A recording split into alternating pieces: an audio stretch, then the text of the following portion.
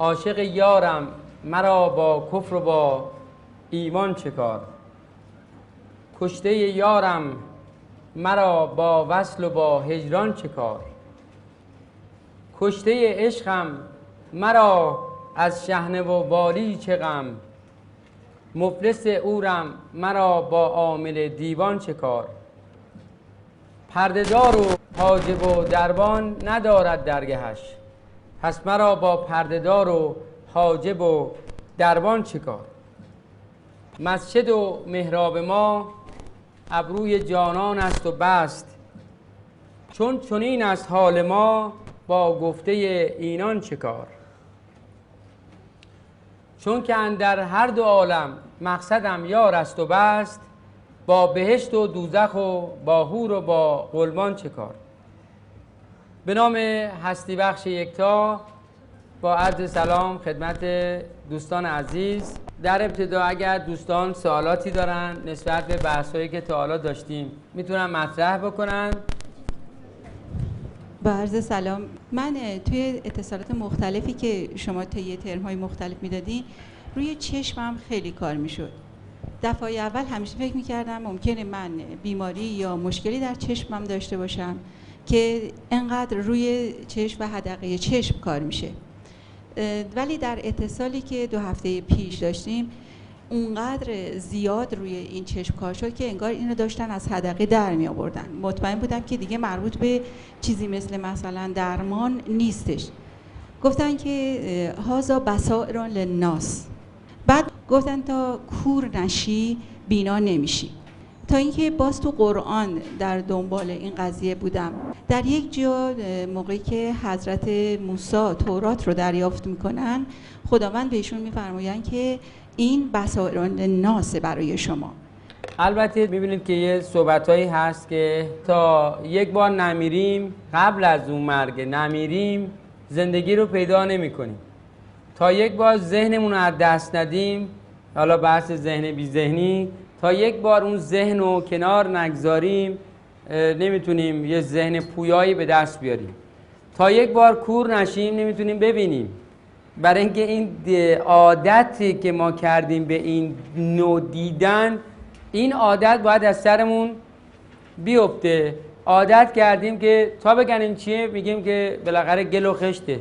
خب این عادت نمیذاره که ما اون دیدن اصلی رو انجام بدیم. از خیال جمله بگذر تا جهان آید پدید.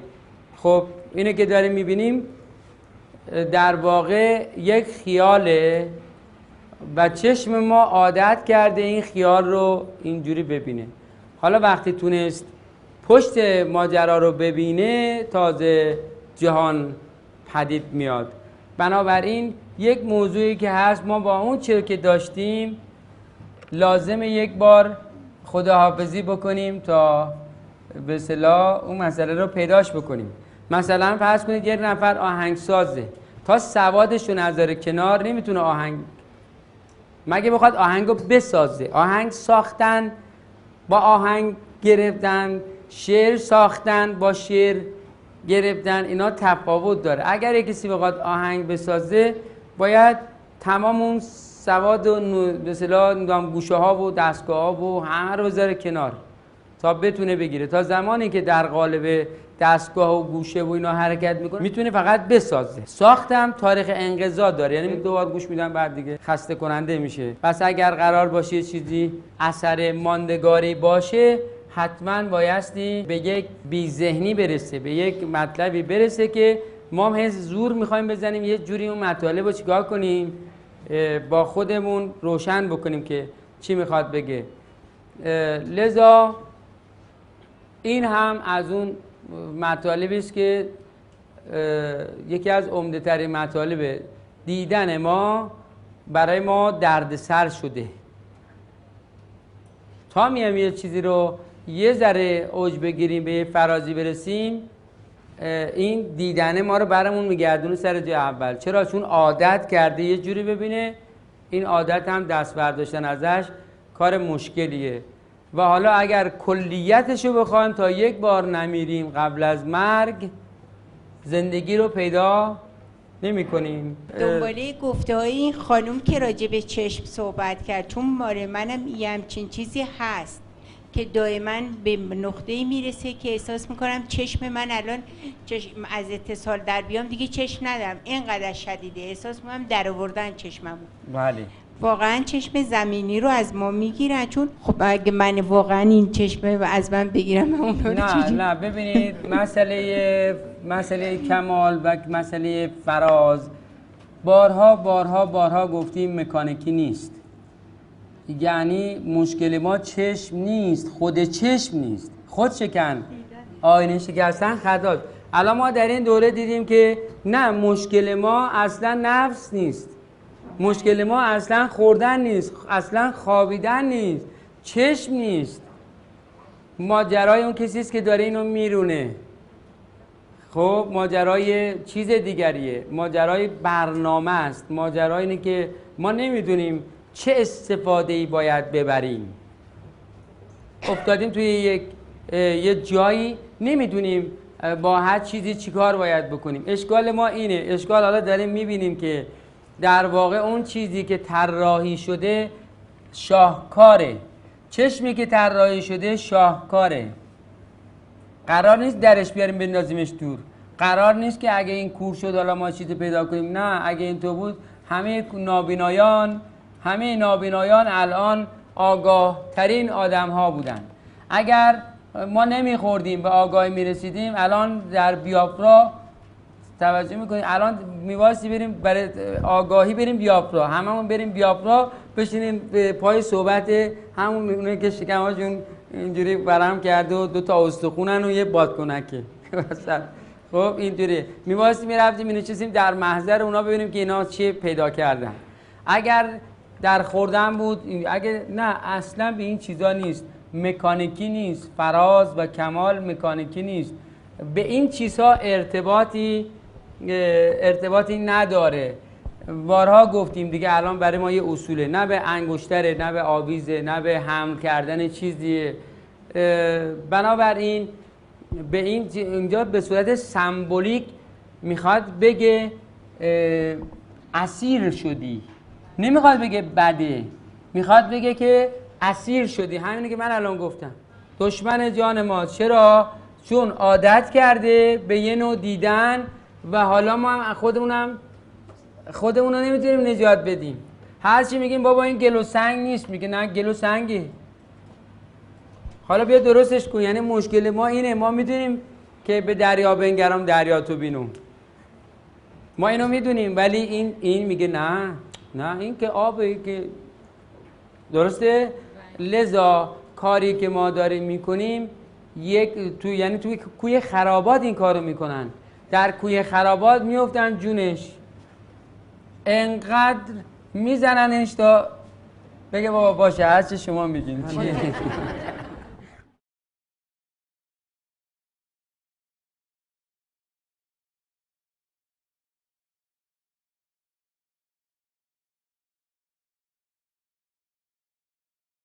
حرف اون خانم که اون دفعه گفت در عدم هیچی نیست، چون نیاز به همه اونایی که هست در اطرافمون هست نداریم، فکر میکنیم هیچی نیست، ولی اصل در عدمه. خیلی ممنون. ببینید در ماجرای عدم به علت اینه که اونجا با تضاد برخورد نمی کنیم. تضاده که عامل رؤیت ظهور جمله اشیا به ضد است. اگر که تضاد نباشه ظهورم تظاهرم نداریم دیگه. الان رؤیت ماها به واسطه تضاد است که در فرکانس هامونه هست. اگر تضاد در فرکانس های ما نباشه ما به رؤیت در میاییم؟ به رؤیت در نمیاییم. لذا در اونجا اولین قضیه که وجود داره که ما میریم میگیم که عدم، میریم اونجا با ملاک تضاد میخوام نگاه بکنیم، چیزی مشاهده نمیشه. ولی وقتی با لا تضادی خو گرفتیم، خب همون مثالی که زدم خدمتتون، وقتی وارد یه جای تاریک میشیم لحظاتی اصلا چشم ما هیچ چی رو تشخیص نمیده، به هر سمتی بریم میخوریم، سر و کلمون میخوره به در و دیوار اینا.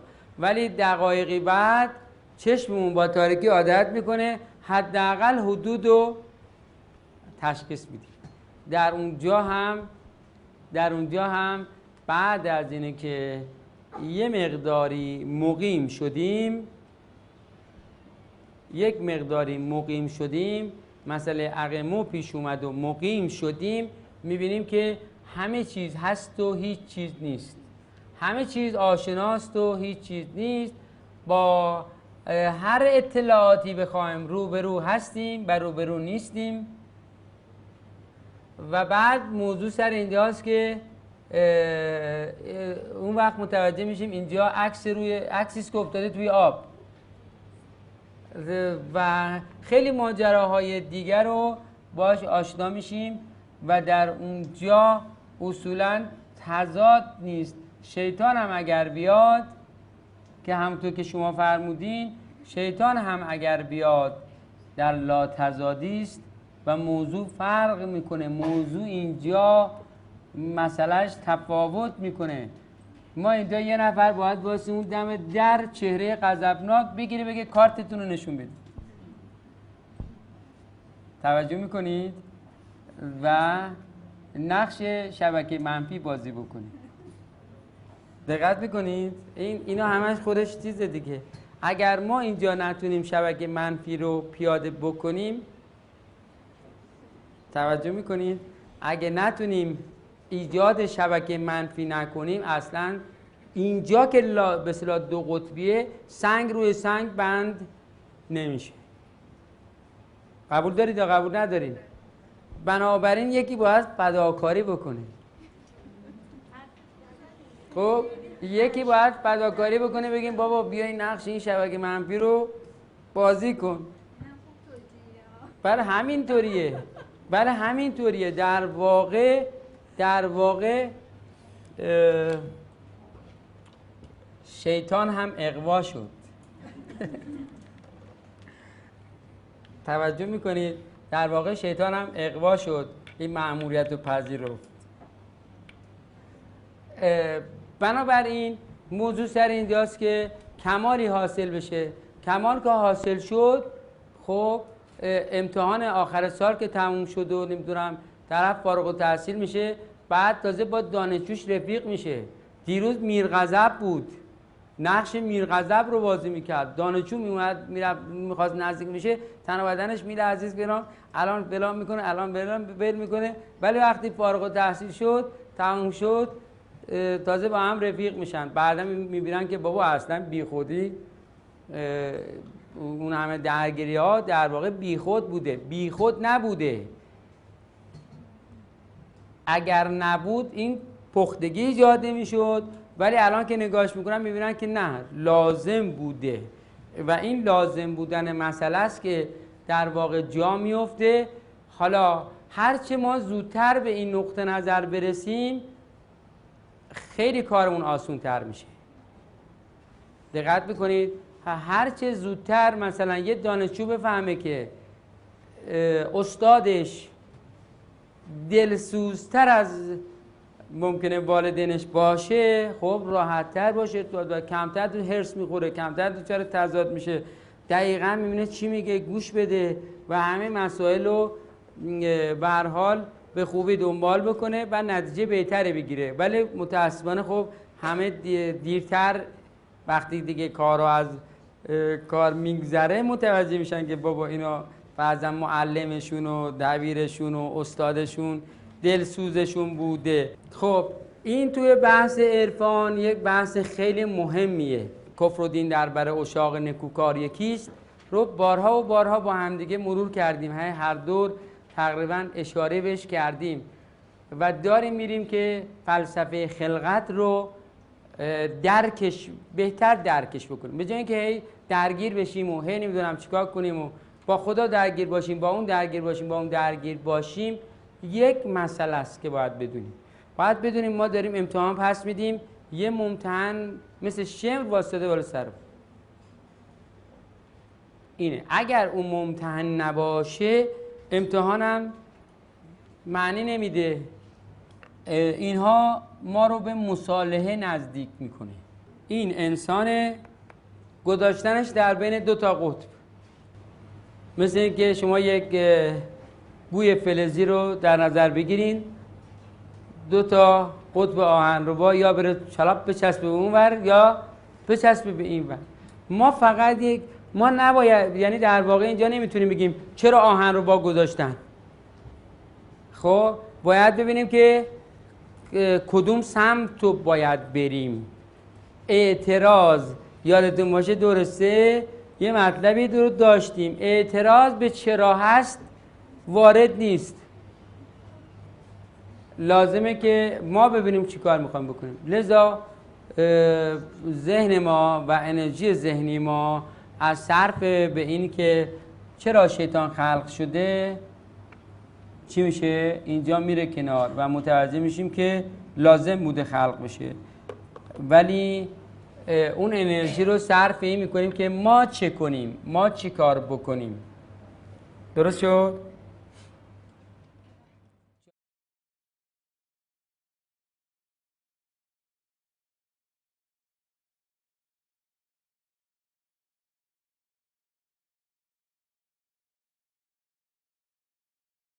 ببخشید استاد، انتهای کانال نجات دهنده رو من میبینم، یعنی انتهای این کانال احساس میکنم نجات دهنده اونه. بله. این کانال اون چیزی رو که شما میفرمایید انتهاش در بی‌نهایته. کسی نمیتونه پایانی متصور بشه. چرا؟ چون شما هر جای رو در نظر بگیرید نیست میگیم مثبت بی‌نهایت، باز از اون بالاتر هم هست. لذا هیچ وقت نمیشه چیزی رو متصور شد که دیگه اون انتهاست. محال ممکنه همچین تصور، اونم مثلا با ذهن محدود که ما داریم. این ذهن محدودی که ما داریم تازه هیچی از این قضیه رو نمیتونه ببینه. خب لذا تا یه جای میبینه و در نهایت ما باید مثبت، راجع به مثبت بی‌نهایت صحبت بکنیم. اما اگر این مثبت بی‌نهایت رو ما همون بحث که همون کمال و قرارداد بستیم به اون کمال بگیم خدا، حالا خدا خب یه رمز بوده، یه چیزی بوده، یه اسمی بوده که عارف گذاشته این اسم رو، هر چی بوده، تاریخچه پیدایشش ما نمیدونیم چی بوده چی هست، ولی هر چی بوده در واقع کار یه عارف بوده این واژه اومده. خب حالا اینه که ما میگیم فرض کنید که ما رفتیم بالا رسیدیم، اینه که میرسیم میگه چرا تنها اومدید. اینو گوش شنیدید، اما از یه زاویه دیگه بهش نگاه بکنیم. آیا وقتی ما تنها برسیم کامل رسیدیم؟ چون کامل نرسیدیم. چرا کامل نرسیدیم؟ چون تنها رسیدیم. ادراک ما کافی نیست، وجود ما کافی نیست، ما هنوز نقص داریم. چرا نقص داریم؟ چون تضاد رو با خودمون بردیم بالا، یعنی به اصطلاح رفتیم بالا با خودش میگیم که ما با توییم. درست شد یا نه؟ میذاریم اینی که رسیدیم اونجا میگه ما با توییم، وجود ناقص داره، هنوز در دل خودش تضاد داره، چون تضاد داره نقص داره. امروز از این زاویه نگاه بکنیم، میگه خوب کردی اومدی اما کامل نیستی، حالا برو این لاین رو اینو تکمیل کردی، برو حالا اینم تکمیل کن، بیا که دیگه خالص خالص خالص باشه. پس مفهوم کمال مفهوم گسترده‌ایه. گفتیم حالا از یه زاویه دیگه نگاه میکنیم، اینجا کمال میشه چی؟ میشه لاتضادی. چطوری یه نفر رسیده به لاتضادی ولی هنوز با دیگران در تضاده؟ این در تناقضه. بنابراین منظور از کمال اگه یادتون باشه اونجا میگیم لاتضاد، یکی از چیزاش لاتضاده. بنابراین اینجا مقام صالح اینجا اتفاق میفته. ان الارض یرثها عبادی الصالحون. این زمینه حرکت، زمینه حرکت ها، نه زمین. زمینه حرکت، این حرکت مال اونه که به لاتضادی رسیده. خب کسی است که تونسته بر تضاد غلبه پیدا بکنه و بعد آخرین مرحله تضاد اینه که الست بربکم نمیتونم اون ماجرا که خب اینجا بس اینجا هر چقدر ما بریم بالا وقتی این موضوع از این زاویه این تضاد وجود داشته باشه یعنی ما نتونستیم لا تضاد باشیم و یعنی هنوز نقص داریم. خوبه ها، با خدا هم به صلح رسیدن خودش یه مرحله مهمیه و اولین مرحله است و اولین خانه که پشت سر باید بذاریم. خب میذاریم. شاید هم تا همین الان هم خیلی از دوستان این تضادشون حل شده باشه. ما یه کار تکمیلی داریم در آینده خیلی نزدیکی دیگه، آخرین کارامونو باید آماده بکنیم که دیگه بریم بگیم که لبیک. خب بریم و به اصطلاح بگیم که ما با تو تضادی نداریم، حل شد. حالا چند نفر تا اینجا به این مسئله نزدیک شدن به طور نسبی؟ خب بله یعنی ببینید مثلا من در مورد خودم خیلی قبل این اتفاق افتاد، اصلا دیدم که من با اون اصلا درگیر نیستم، در حالی که اگر شما قرار بود یه نفر رو پیدا بکنید رو کره زمین که دیگه اینو مجسمه‌شو بسازیم بذاریم اونجا به عنوان سمبل تضاد با خدا، فکر نمی کنم از من چیزتر کسی رو پیدا میکردیم. خب ولی نه این که ماجرای همه است، یعنی 100% تضاد با خدا، تضاد با هستی، تضاد با خود وحشتناک و تضاد با دیگران وحشتناک، یعنی یک الگوی بسیار بسیار به اصطلاح نمونه و بارز.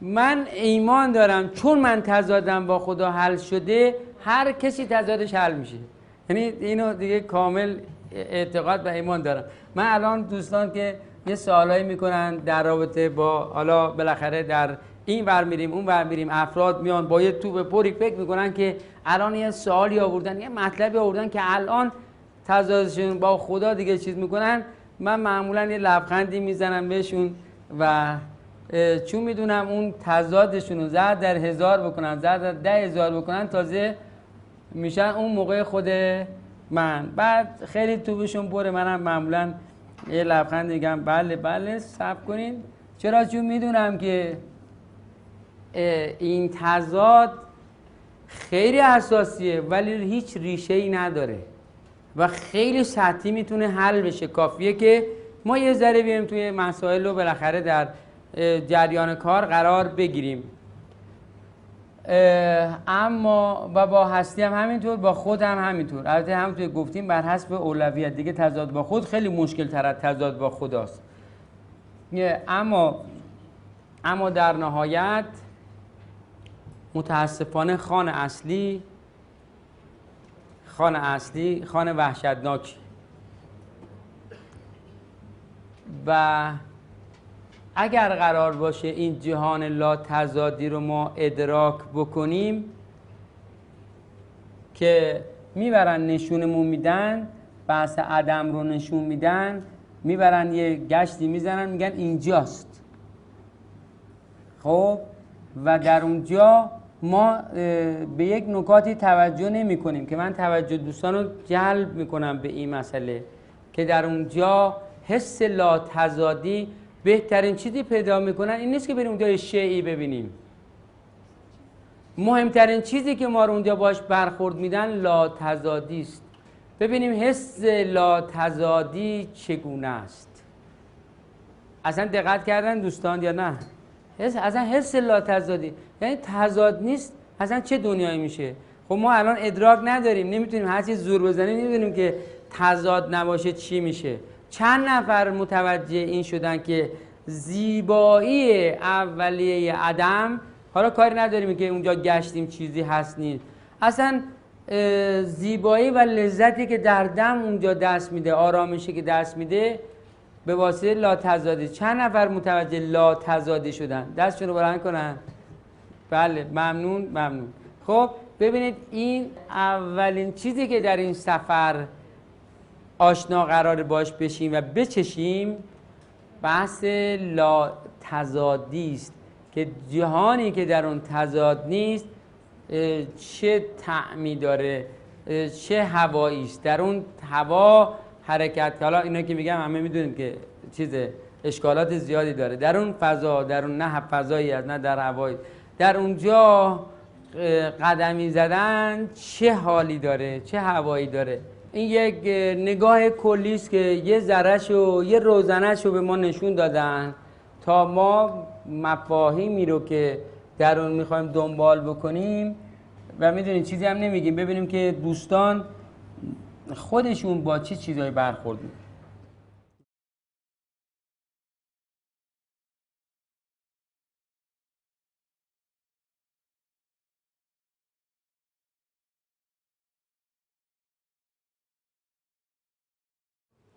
ببخشید، من قبلا فکر میکردم تضاد با دیگران رو نسبت به این یکی تضادها کمتره، ولی دیدم نه، این یکی ها راحت تر حل شده ولی تضاد با دیگران تازه داره رو میشه.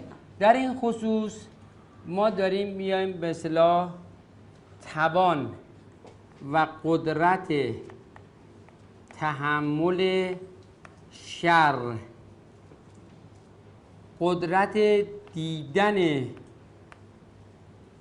شر، قل اعوذ برب الفلق من شر ما خلق. بس اینجاست یه روزی که تونستیم خار کنار این گل رو هم ببینیم، البته میبینیم ولی در واقع آخه هر چی که میگیم ایجاد اشکال میکنه، هر چی که میگیم متاسفانه ایجاد اشکال میکنه.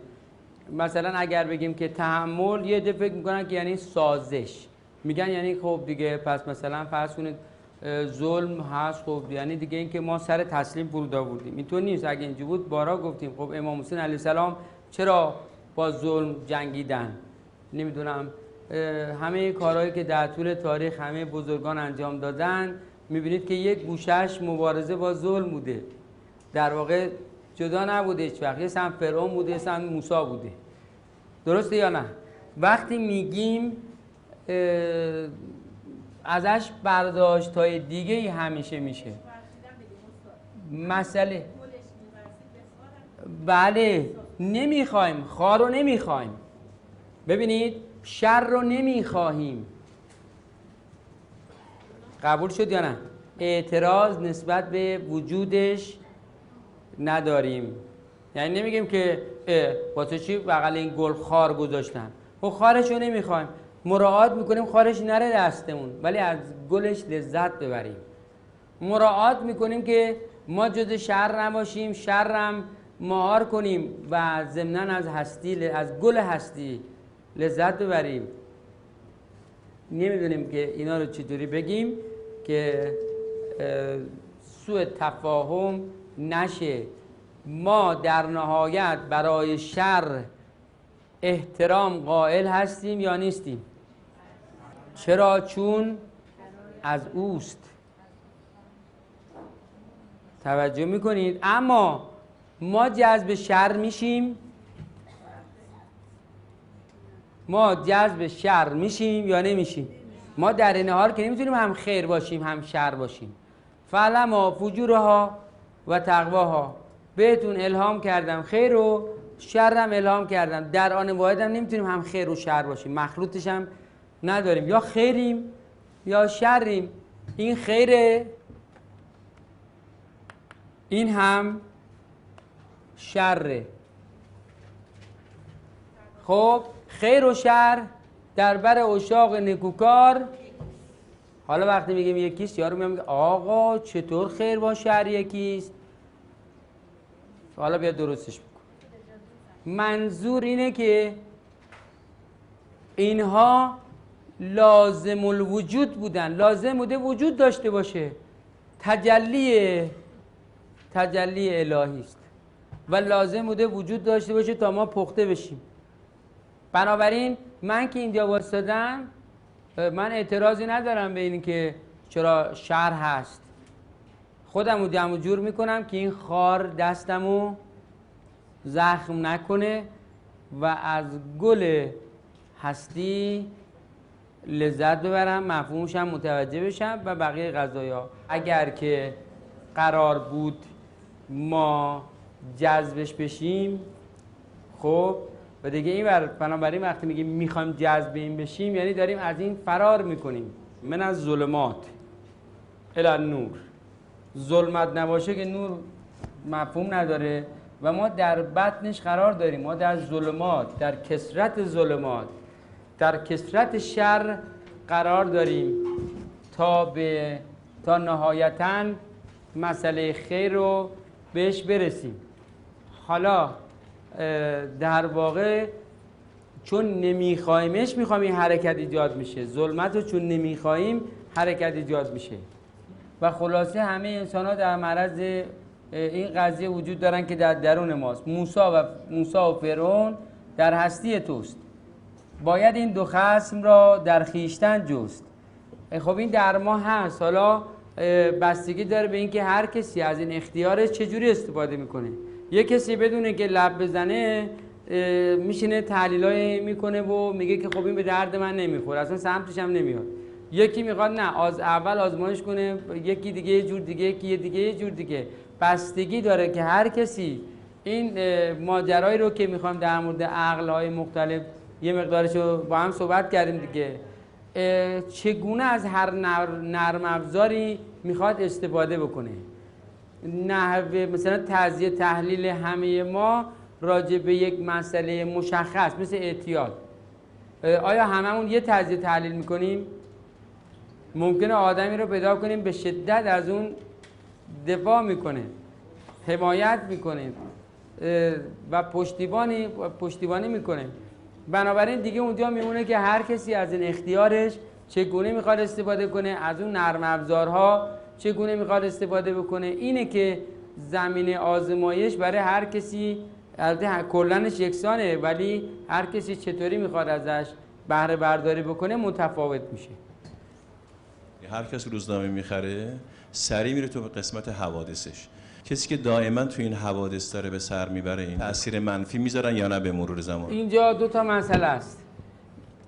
اولا اگر بخوایم ببینیم یک جامعه در چه وضعیتی به سر میبره، مثلا من اگر خودم بخوام ببینم چقدر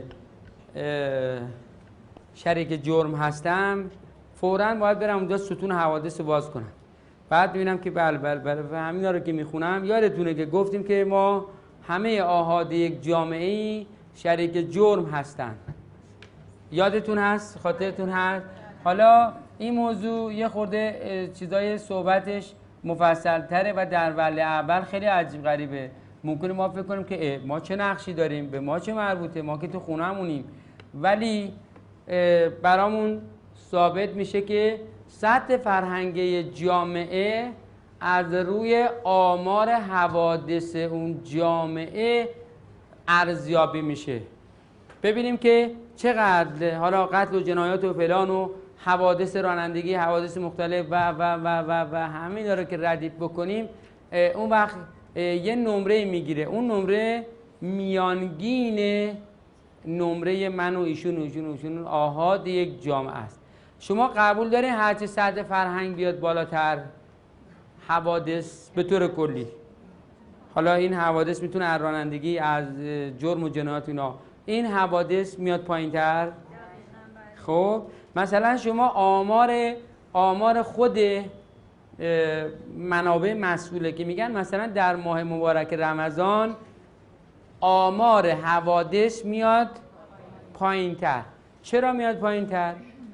خب پس میتونه یه قضایایی وجود داشته باشه که به آحاد عمومی جامعه ارتباط داره. بنابراین اگر جرمی اتفاق میفته، همون ماجرای دوملی است که مثال زدیم که اصابت میکنه به ضعیف‌ترین بخش، ولی منم توش شریکم. دقت میکنید؟ چون نیاز نیست ما اتفاقات بیفته. از روی این میتونیم اینو تخمین بزنیم. دقت میکنید یا نه؟ از روی این ما میتونیم اینو چیکار کنیم؟ تخمین بزنیم. لذا میتونیم بیایم بگیم که اگر ما سطح فرهنگ جامعه رو بالا بیاریم میتونیم اینو چیکار کنیم؟ کاهش بدیم. دو تا تفکر میشه. یکی میخواد بیاد مأمورا رو زیاد کنه، همه مراقب باشن کسی دامچی نکنه، قتل نشه، جنایت نشه، سرقت نشه. این یک کاره. یک کاری نه بگه نه، حالا البته کاری نداریم که این زیاد بشه، بگیم که میخوایم آمار بیاد پایین. بله بیایم اینو روی این کار کنیم. خب بیایم این قضیه رو کار کنیم و وقتی هم میایم روی این کار میکنیم میبینیم که ما مشکل به اصطلاح کیفیتی تفکر رو داریم، یعنی مشکل عرفان داریم، مشکل کمیت نداریم.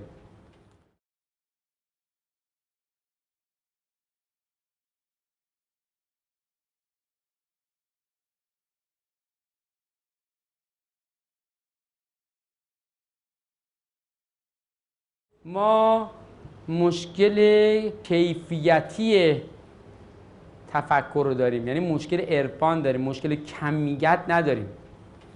دو تا موضوع میشه دیگه اینجا. وقتی میخوایم توی این مسئله کار بکنیم یه بعد کمیت پیش میاد. مثلا همه میدونن دزدی بده، یعنی پند و نصیحتی رو چیه؟ همه فوت آبن. الان بریم تو به اصطلاح زندان بگیم که بابا هر کسی بیاد چند دقیقه راجع به مزیت دزدی و آدمکشی و اینا صحبت کنه. این میگه آقا ما بیایم، اون میگه آقا ما بیایم. خب همونه که تو زندان محکومه حبس ابد و 10 سال و 15 سال، این میگه آقا ما بیایم، اون میگه ما بیایم. با هم دعواش میشه که کی به اصطلاح اولین نفر باشه که بیاد بره رو منبر راجع به مزیت دزدی و قتل و جنایت و اینا صحبت کنه. پس یه بعد اینجا کمیت پیدا میشه، یه بعد کیفیت پیدا میشه. ما مسائل کمیتیمون شناخته شده است، همه مزیت‌ها رو میدونن، معایب رو میدونن، مذمت‌ها رو میدونن، فوت آبن. مشکل توی بحث فرهنگی و بحث این قضیه کار اینه که از بعد کیفی به اصطلاح کار نشده. درست شد یا نه؟ بنابراین توی این ماجرا در واقع جامعه شناسی در عرفان، یعنی اگر قرار باشه حالا بیایم کارهای به اصطلاح عام انجام بخواد بشه، بحث نقش عرفان در کاهش اعتیاد، نقش عرفان در کاهش جرائم، نقش عرفان در اخلاق. خب یادتون باشه راجع به حجاب صحبت کردیم، خاطرتون باشه راجع به بحث‌های مختلفی صحبت کردیم که به اصطلاح مربوط به جامعه بود. درست شد یا نه؟ لذا به اصطلاح الان از این دیدگاه ما از این ور میایم به این مطلب چیکار میکنیم؟ مثلا اگه قرار باشه ما اصلاح نظر، ما نمیگیم بریم تعداد پلیسا رو زیاد کنیم، میگیم که این ور اشکال اینه، 100 برابرش هم بکنی نمیتونی جلوشو بگیری، میتونه رسیدگی سریع بکنی، میتونی زود بگیریش، میتونی چیکار کنی، ولی نمیتونی مهارش کنی. این اشکال داره. ما بریم به جوامع مختلف نگاه بکنیم میبینیم که مثلا با اینا با هم نسبتی داره، نسبت عکسی داره. این بره بالا اون میاد پایین، بیاد پایین اون میره بالا. خب حالا دو تا مسئله است، یا یه جامعه باید بیخبر باشه یا من باید بیخبر باشم ندونم چه اتفاقی میفته. توجه میکنید؟ یا من باید با خبر باشم بفهمم بغل گوشم چه اتفاقی میفته و به اصطلاح نمیشه که ماجرای کپگر رو ما دنبال بکنیم. ما باید بدونیم که اگر بخوایم طرح و برنامه بدیم باید آمار داشته باشیم. اگر به ما مربوط میشه، مسائل جامعه به ما مربوط میشه، ما باید آمارش رو چیکار کنیم؟ داشته باشیم تا هوشیار باشیم، تا بدونیم که چه مسائلی خوابیده، چه مسائل غذا. همه ما بچه‌هامون رو ول میکنیم تو این جامعه، مگه شما ول نمیکنید؟ شما اگر بدونید ناامنه یه جور مراقبت میکنید، وقتی میدونید امنه یه جور دیگه مراقبت میکنید. اما اگر به شما نگن ناامنه و شما برید صدمه بخورید، وقت چی میشه؟ میگید که اگر ما میدونستیم مراقبت میکردیم، بیشتر حواسمون رو جمع میکردیم. لذا از یک طرف این مسئله نیاز داره که ما اعصابمون رو بذاریم روش، یعنی شما چیزی رو میخونی اعصابتون تحت تنش قرار میگیره، ای وای ای وای ای وای، هی میخونید و ای وای ای وای میافتید. خب اعصابمون تحت فشار قرار میگیره. خب یک کسی که اصلا نگاه نمیکنه اعصابش هم کمتره، ولی خب با فرار از مسئله که قضیه حل نمیشه. لذا ما لازمه که بررسی دقیق آماری داشته باشیم. تازه خیلی از این قضایا هنوز شما خبر ندارید، منم خبر ندارم. یعنی اینا یه چیزاییه که از مثلا 100 نمونه یه نمونهش اونجا آره نوشته میشه، ولی لازم هست که کارهای صورت بگیره تا بتونیم کاهشی در روند این قضیه داشته باشیم. چون الان روند خیلی بدی در واقع از این نقطه نظر، از نقطه نظر جرائم، روند خیلی بدی داره طی میشه. بنابراین باید در جریان باشیم تا بتونیم هم مراقبت‌های لازم رو داشته باشیم، همینی که خلاصه راهکارش رو پیدا کنیم. همه دیده کارشناسی ندارن، یعنی با دیده کارشناسی نگاه نمیکنه. طرف که میخونه نمیدونه خودش شریک جرمه. خب از دید کنجکاوی میخونه، نمیدونه که خودش شریک جرمه و خودش در بالا و پایین رفتن این آمار خودش نقش داره. یعنی وقتی میگیم سطح فرهنگ جامعه پایینه، خب جامعه کیه؟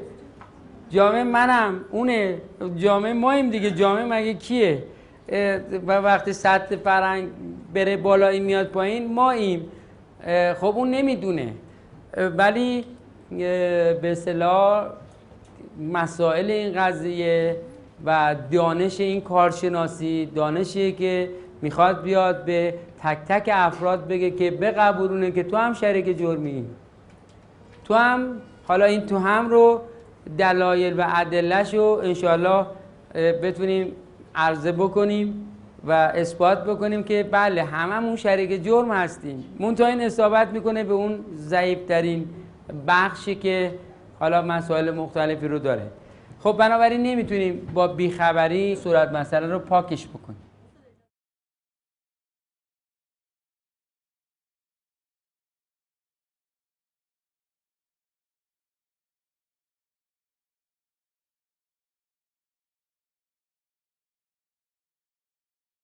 انسان تجربه کسب میکنه و میبینه یه چیزای کمه. الان داره متوجه میشه که علم اون رویاهایی رو که بشر داشته نمیتونه پاسخ بده. خب به زودی این مسئله ما در آزمایشگاه تکثیر سلولی میکنیم و به زودی شبیه سازی و آدمای شبیه سازی شده هم میدیم بیرون. خب و رویای اینی که انسان تونستیم دارم چیکار هم بکنه تحقق پیدا میکنه. فکر میکنه که خیلی حالا دیگه میتونه مشکل بشریت رو حل کنه، ولی به زودی پی میبره که زی خیال باطل و نه، ماجرای انسان به این صورت حل نمیشه. لذا مسائل علمی و مسائل کمیتی تحت شعاع قرار میگیره، تحت تاثیر قرار میگیره و متوجه میشه که نه، باید به مسائل دیگه رو بیاره، به مسائل دیگه هم رو بیاره. لذا توجه به بعد کیفی چی میشه؟ جلب میشه. الان مثلا سازمان بهداشت جهانی مدت‌ها سال‌هاست توجهش به روش‌های همین غیرعادی فرزند درمان جلب شده، براش بودجه صرف میکنه، براش تحقیق میکنه. چرا این کارو میکنه؟ برای اینی که ضرورتی رو در اون میبینه و نتونسته اون جواب لازم رو از مسائل کمیتی و تخصصی بگیره افتاده دنبال این قضیه که خب حالا بیایم ببینیم از بعد کیفی چه خبره. لذا این مسئله دیر یا زود برای خودش پایگاهی پیدا میکنه که انسان وارد فاز کیفیتی میشه و همونطور که اشاره کردیم این روند اجتناب ناپذیر روند تاریخی است که محال ممکنه جلوش رو بشه گرفت. بحث همون اعداد، قانون، هوشمندی، خدا، این بحث و این روند تاریخی است که نمیشه جلوشو گرفت. روندی است مثل همون روند دیگه تاریخی است که انسان طی کرده. این روند رو نمیشه جلوشو گرفت. انسان دیگه داره با هوشمندی آشنا میشه، یه بار دیگه نمیتونن برش گردونن به عقب بگن نه تو فراموشش کن روشو خط بکش. نمیتونه. به محض اینکه اسمشون اومد مطرح شد دیگه نمیشه از زبان انسان اینو پاکش کرد. یه بار دیگه نمیتونیم به عقب برگردیم بگیم این نیست. و همون توضیحی که دادیم انسان اول اینو میشناخت، بعد اومد قانون رو کشف کرد، بعد ما خودمون قانون رو تعمیم به عام دادیم. این یه مسئله بوده که سابقه تاریخی نداره. خب ما قانون رو تعمیم به عام دادیم.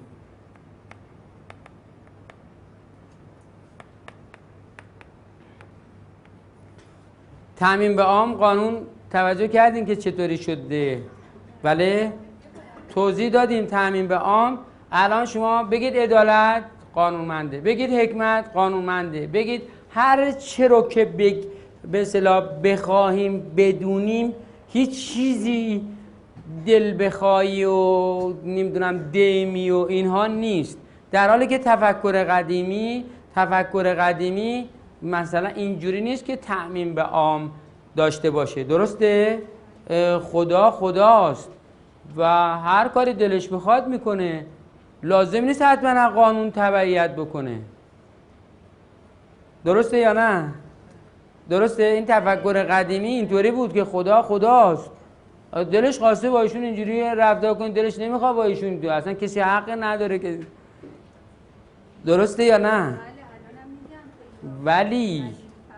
ولی بله اصلا تفکر اینه خدا خداست، دلیلی نداره با ما به با قانون رفتار بکنه. دلش خواست برای هر کسی هر کاری میکنه، به اون یکی نمیده، به یکی میده، به اون نمیدونم چیکار میکنه، به اینو میگیره، اونو میکشه، اونو چیکار میکنه. کسی حق نداره اظهار نظر بکنه. ولی تو این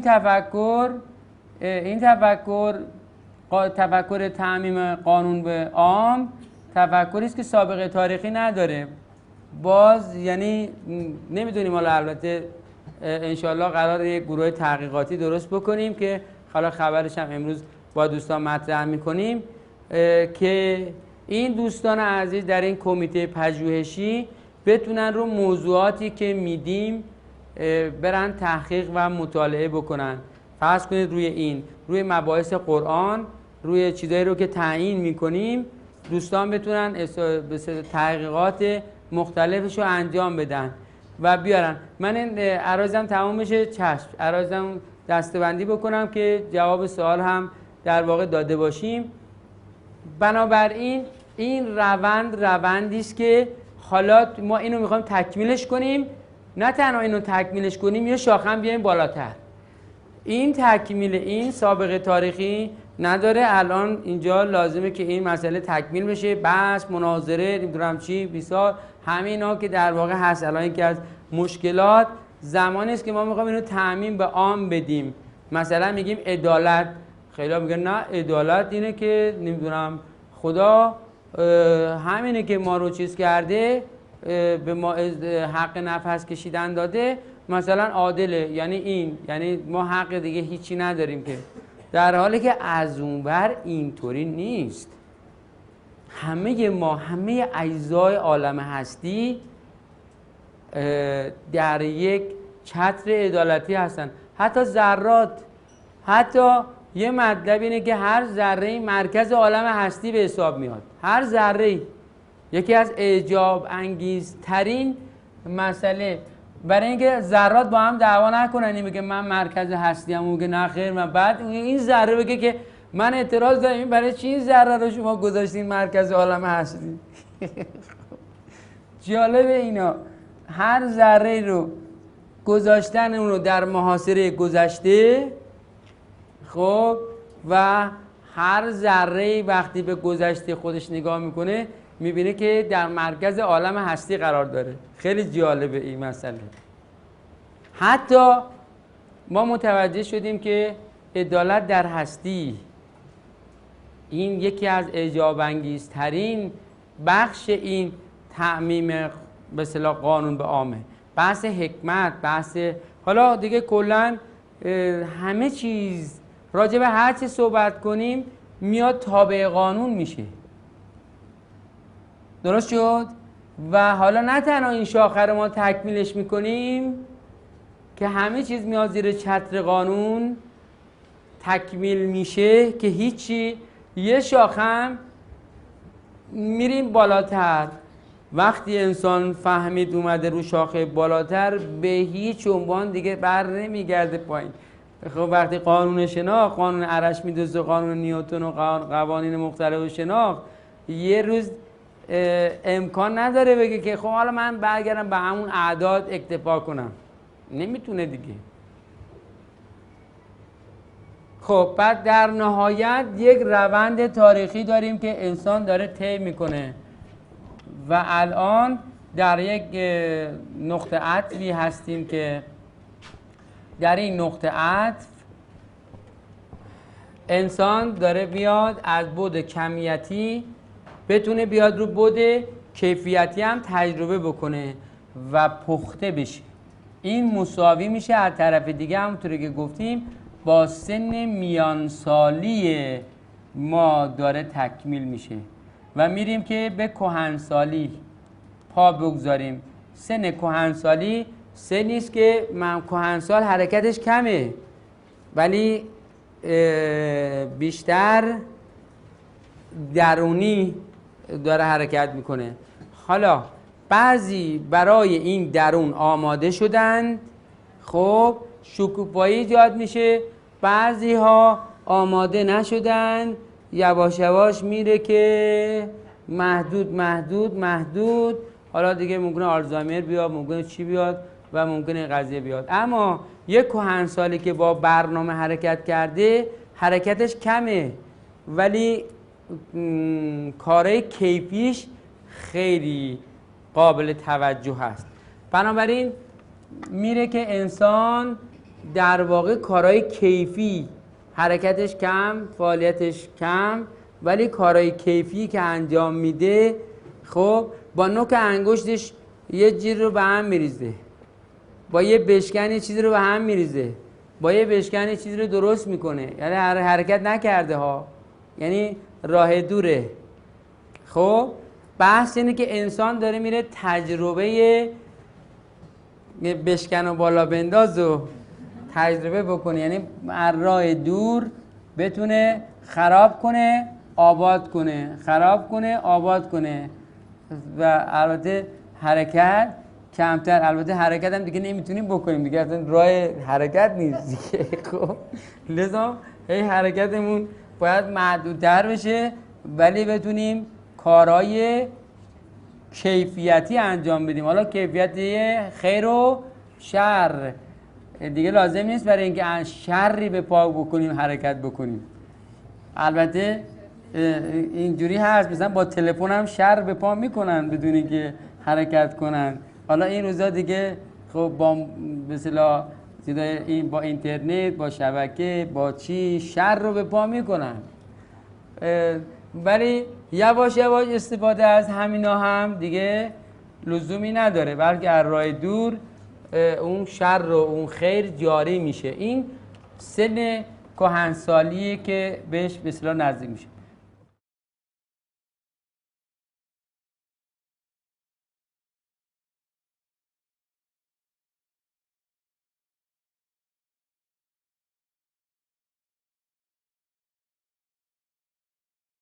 یکی از مشکلات و معضلات ما معضل جمع‌بندی کردنه.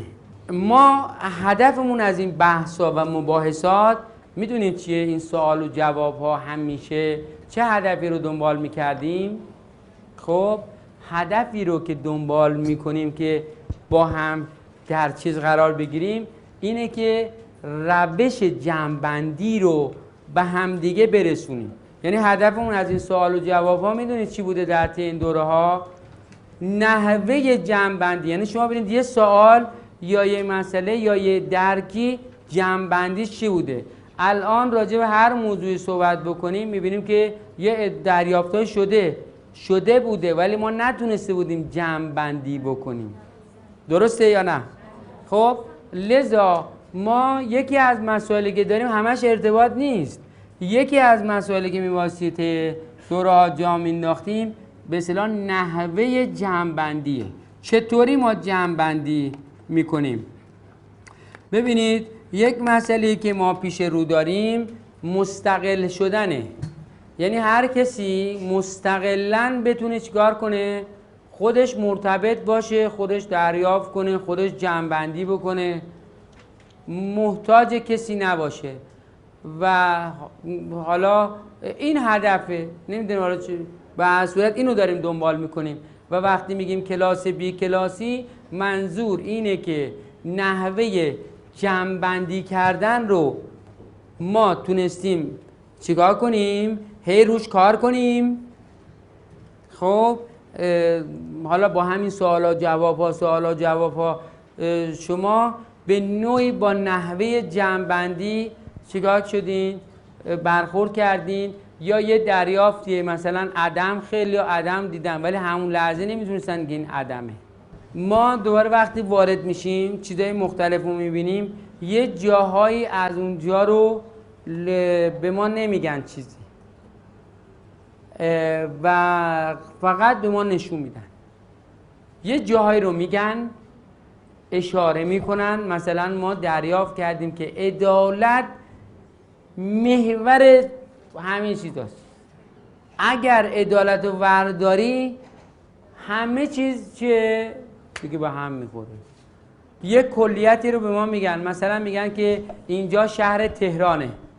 خب میدونی تو تهران هستی، اما دیگه نمیگن این مغازه لباس فروشیه، این نمیدونم این چیزه، اینجا رستورانه. دیگه میگن این تهرانه. نگاه کن، تو تهران رو ندیده بودی، میخواستی تهران رو ببینی، حالا نگاه کن. بعد ما نگاه میکنیم، بعد هر جایی ممکنه جمع‌بندی خودمون رو داشته باشیم. ممکنه این جمع‌بندیه رو ما منظور رو ندونیم، مفهوم ندونیم که منظور چیه. لذا اشکالی که برای ما ممکنه وجود داشته باشه، یعنی اشکال بزرگ و اشکال جدی، اینه که ما نحوه جمع‌بندی اطلاعات رو ندونیم. یعنی نمیتونیم، این پازلیه، نمیتونیم چجوری اینا رو کنار هم میچینیم، چجوری بچینیم، چجوری ازش نتیجه بگیریم. لذا این مطلب خیلی مهمه که دوستان روی دریافت‌های خودشون بشینن کار بکنن. اول کار بکنن، جمع‌بندی بکنن، بعد با هم جمع‌بندی ها رو بررسی بکنیم تا این یه تمرینی برای جمع‌بندی باشه. یک بار کنترل تشعشع منفی 4 که خب فردیه، درست شد یا نه؟ اما وقتی میایم توی ارتباط روح جمعی، کنترل های تشعشع منفی رو هر چی که اون داریم انفرادی عمل میکنیم، حالا اینجا میتونیم چیکار کنیم؟ جمعش رو به اصطلاح کار بکنیم. جمعش به این معناست که مثلا فرض کنید یکی دعا کنه که خدایا انسان رو از تشعشع منفی نفرین مثلا نجات بده. یعنی میدونید معادل یه همچین چیزیه.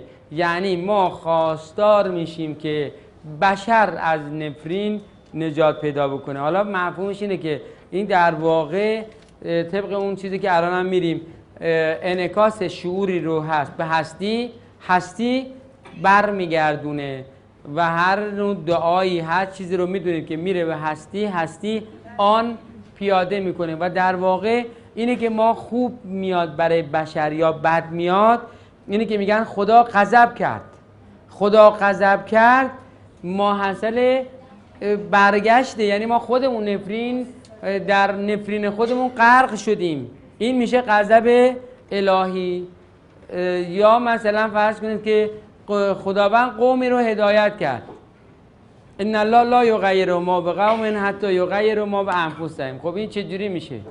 خب ما که نفسمون تغییر کرد، یعنی مسائلمون تغییر کرد، بازتاب شعوری خودمونه برمیگرده و بازتاب غضبی که خودمون برای خودمون داریم. به اصطلاح استدلال های مسئله رو دیدیم که اینجا شعور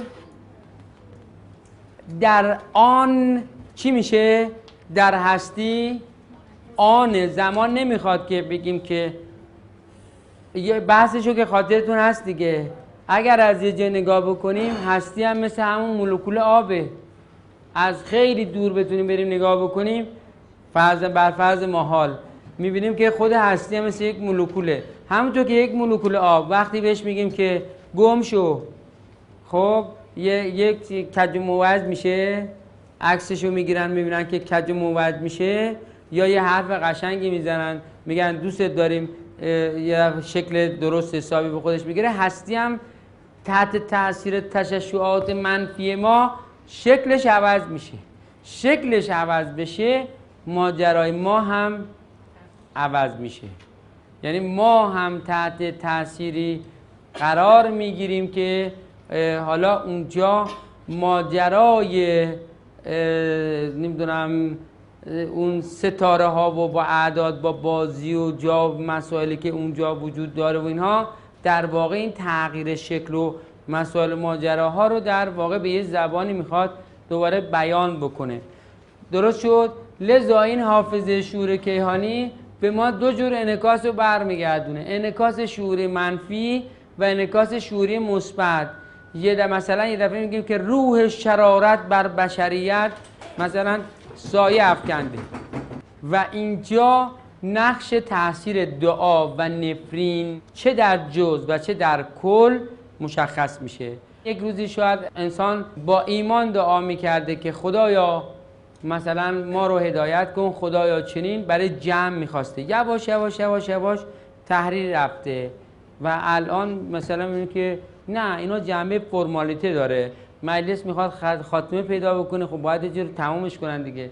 بعد میگن خدایا بله ما فلان اسلام و مسلمین رو در پناه خودت داریم، دامچی و قرض قدردان ادا و بران آقا خب تموم شد. یعنی فرمالیته میشه.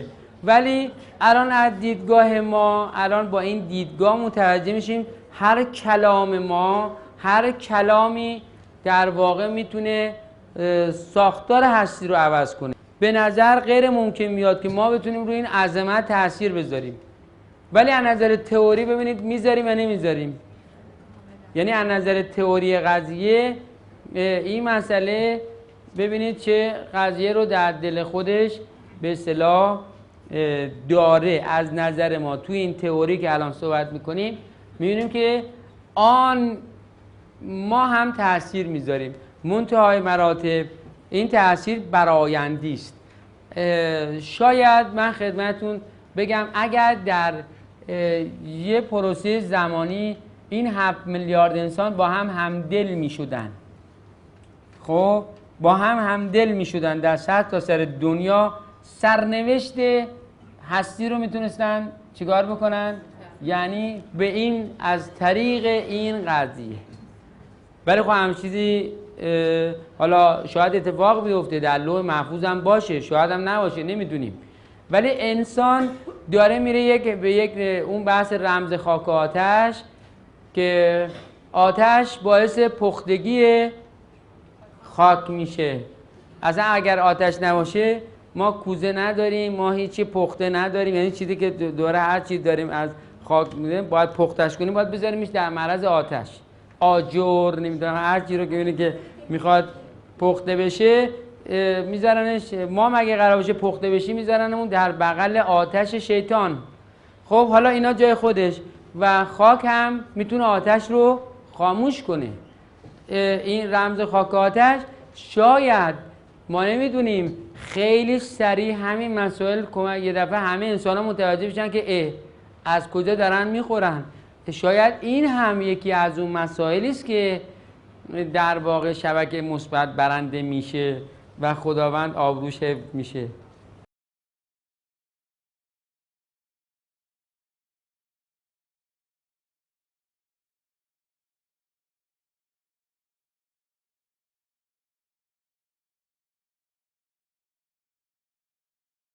همین مقدمه عکس برداری از مولکول آب و این صحبت و اون صحبت و اینا داره فراهم میکنه مقدماتی رو که یه دفعه انسان ببینه با هم اگر چون برآیند این مسئله رو تجشع شعوری من ایشون اینا همه داره پخش میشه، برآیند ایناست که اثر میکنه. فعلا برآیند شرش اگر بیشتر باشه شر میاد دیگه. حالا ما هم در آتشش میسوزیم، نمیتونیم بگیم که خاطرتون باشه گفتیم اگر از یه جای نگاه بکنن میگن بشر چه میکنه، وای ببینید بشر چه کار میکنه، از مثلا یه جای اد دارن به ما نگاه میکنن با این بشر چه فتنه‌ای به پا میکنه. حالا ما هستیم میگیم والا ما اصلا نقشی نداریم، میتونیم بگیم اینو؟ نه، هممون رو هم به حساب میارن. وقتی با هم رو به حساب میارن بس جمع اون تشعشع شعوری من ایشون 7 میلیارد اونا دارن میگیرن و دارن میگن که این تشعشع مثبت یا منفیه. خب برای ما یک ابزار بسیار مهمی است. شبکه منفی از این ابزار استفاده وحشتناکی میکنه در حال حاضر. خب در حال حاضر مثلا شبکه های شیطان پرستی عمده فعالیتشون روی این مسئله است. عمده مسئلهشون تجشعاتی دارن رو مدار اینجوری کار میکنن و به این شکل که القاءات عمده روی انسان صورت میگیره، روی مثلا القاءاتی روی نسل مثلا جدید، روی نسل جوان صورت میگیره. غیر از بحث تجشعات دفاعی اصولا میبینی که اونها ناخودآگاه تمایل دارن به مثلا مصرف مواد مخدر، ناخودآگاه به شر تمایل دارن، ناخودآگاه یعنی بیشتر، یعنی به اصولا همه انسان ها به خیر و شر تمایل دارن، این چیز عجیبی نیست، ولی اونا میبینی که به طور غیر عادی تمایل به شر دارن، به طور غیر عادی تمایل به اصطلاح شیطان دارن و تمایل به شیطان پرستی دارن و تمایل به این قضیه دارن که جز اصحاب شیطان باشن، جز لشکریان رسمی شیطان باشن. اصلا عجیبه این ماجرا، عجیبه. و اونها از این مسئله دارن استفاده میکنن، از این قضیه دارن استفاده میکنن و این طرف قضیه این موضوع رو هنوز زیاد جدی نمیگیره. زیاد البته تو بحث عامش، تو بحث خصوصی خب تک توک و یا در بخشای کوچیک ما هم داریم استفاده میکنیم و مؤثر هم هست. دقت میکنید مثلا شما پا به پای این قضیه تو بحث هفته قبلمونم که این صحبت شد، پا به پای قضیه الان میبینید که الان هم در دنیا تا شما یه جای بگین عرفان همه برمیگردن. حالا ما که با زبان فارسی بگیم، در جای دیگه به هر چیزی که گفته بشه که این مردم این که همه یه دفعه برمیگردن، یعنی یه چیزی باشون برخورد کرده. خب اگر واکنش نشون میدن معمولا ما یه چیزی که برای اون چیز جذابیتی نداشته باشه یا چیز نکنید زیاد واکنش نشون نمیدیم. دقت میکنید؟ ولی شما امتحان کردید، امتحان میکنید، هر جا تا بگید عرفان همه برمیگردن. مثلا به طور آزمایشی راجع به مسئله عاشورا تو این 2-3 سال اخیر تو مدار داشتیم و بحث اینه که معرفت این قضیه کجاست. شما در این 1-2 سال گذشته نمیدونم دوستان این چیزو کردن یا نه، هر جا میرفتن همه دنبال این بودن که معرفت قضیه کجاست، این چی میخواد بگه، معرفتش کجاست. اینو شما تست کردین، آزمایش کردین یا نه؟ توجه میکنید؟ یعنی همه یه جوری مبهم بودن، همه حالا طبق ارزیابی‌هایی که من خودم داشتم همه یه جوری منگ بودن راجع به قلجه، مثل اینکه یه چیزی رو داد تازه یک چیزی خورده ملاجشون. حالا بلند شدم اینا که بابا فقط مسئله قیمه خوردن نیست. امسال مسئله قیمه خوردن تفاوت پیدا کرده بود.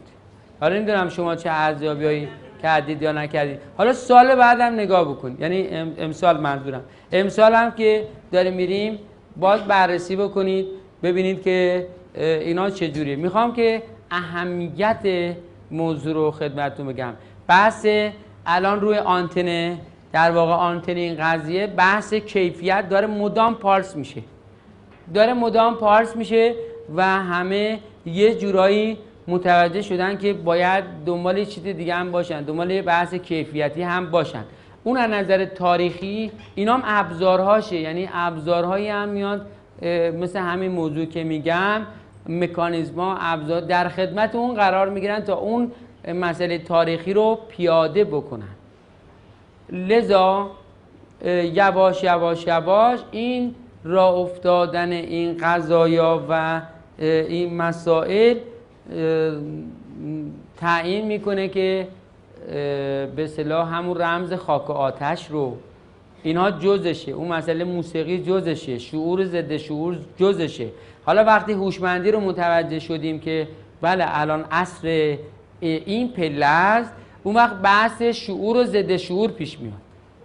بحث شعور و ضد شعور ماجراهایی مثل همون اسب تراوا رو پیش میاره که حالا اسب تراوا چیه و اینه که ما چه رو دستای خوردیم. خب اینا همش اون وقت حرکت‌های بعدی ما در جهت ایمنسازیه، یعنی فهمیدیم که قلعه وجودی ما تا حالا توش ستون پنجم میرفته راحت تو میومده بیرون و اینا ما بیخبر فکر میکردیم که بله قلعه‌ای داریم و اختیاری داریم و اینا، نگود که در این مدت قشنگ اون راحت میرفته تو میومده بیرون، ما خیال خوب. خب تا حالا این روزنه ها بسته میشه.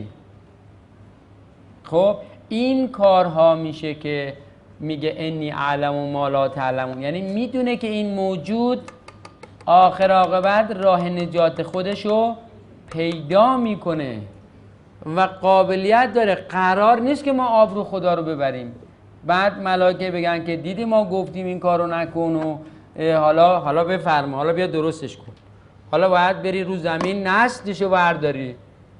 خب توجه میکنید؟ باید بری نسلشو برداری. این خیلی حرفه اون وقت و بعد بر میخوره به خیلی از قضایایی که بحث سوال بود که در انتها شبکه مثبت و منفی نماینده های خاص خودشو پیدا میکنن و این نماینده ها مهم نیست که دیگه ما بیایم بگیم که نمیدونم اسم و غیره و ایناش مسئله اینجاست که ما میدونیم پیدا میشه، نماینده داره، یعنی بالاجبار هی داره اون وقت شبکه‌های مثبت منفی از حالا به بعد مشخص میشه.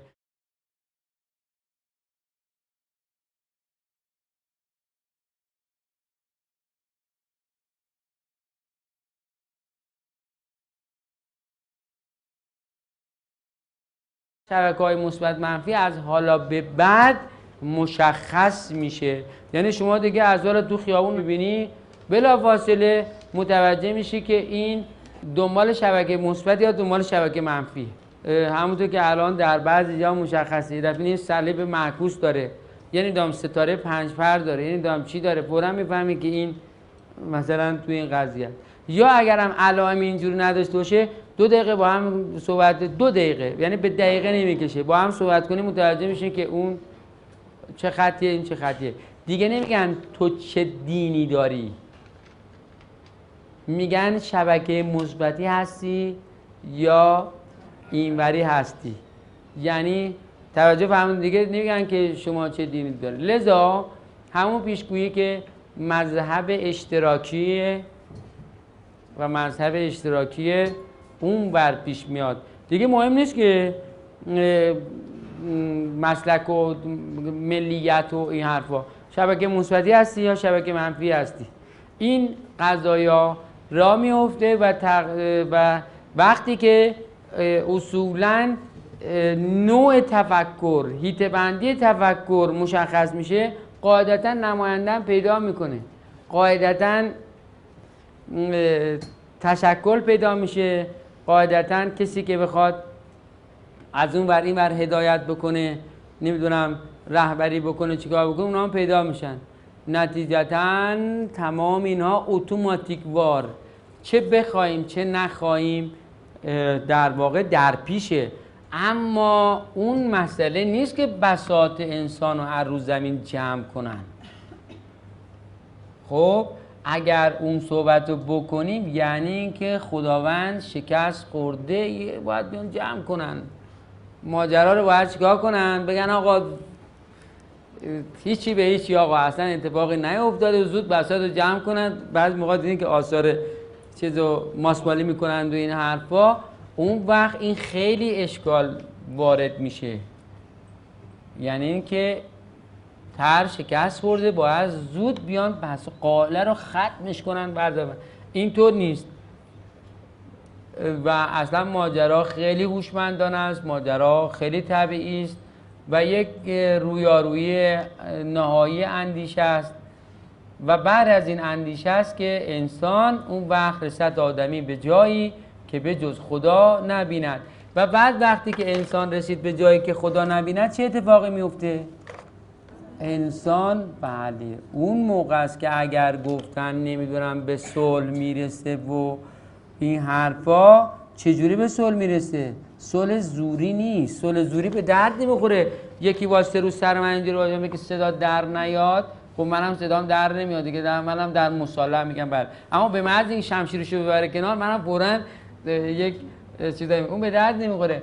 این اتفاقی که میفته اینه که ما این مراحل رو طی میکنیم و از این هوشمندی اثبات میشه. وقتی اثبات شد، صاحبش هم اثبات شده. لذا در اون صورت اتفاقی که در من میفته، من وقتی این اثبات رو انجام شد به مصالحه میرسم. مصالحه در ما میجوشه، مثل چشمه میشه، نه اینکه به زور. من خب معلومه تا وقتی پلیس واسطه منم همینجوری واسطم، خب تخلفی نمی کنم، چیزی نمی کنم به حق کسی، اما به محض این رفت اونور من هر کاری دلم خواست میکنم. این به درد نمیخوره که. انسان قراره به این مرحله برسه، بشر قراره در واقع به این مرحله برسه. اینا مطالبی است که مورد توجه قرار نگرفته و بعضی از صحبت‌ها در وقوعی که در پیش هست و میخواد اتفاق بیفته میاد و ارزش کار خداوند رو چیکار میکنه؟ از بین میبره، این طراحی رو زیر سوال میبره و خلاصه خیلی مسئله داره که امیدوار هستیم بشه یواش یواش یواش گوشه هایش رو باز کنیم.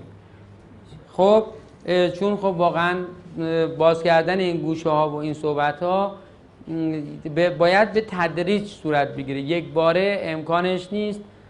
باید یه تیکه بگیم بریم فکر کنیم، دوباره یه تیکه بگیم بریم، دوباره سه باره. یعنی یک مسئله است که تدریجی باید جا بیفته و یک قضیه است که نیاز به یک پختگی، یعنی ایجاد پختگی هست که صورت بگیره تا وقتی که کل موضوع باز میشه ببینیم که بله اصلا اینجوری بوده، نه مثلا فرض کنید اونجوری.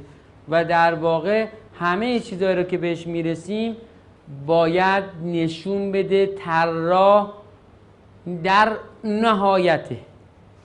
اشکالی نباید به کار طراح وارد بشه. ببینید این اصله، برای اینه که تعریف ما از او اینه که نهایت خلاقیته، نباید اشکالی بر اون وارد بشه. این خیلی اهمیت داره.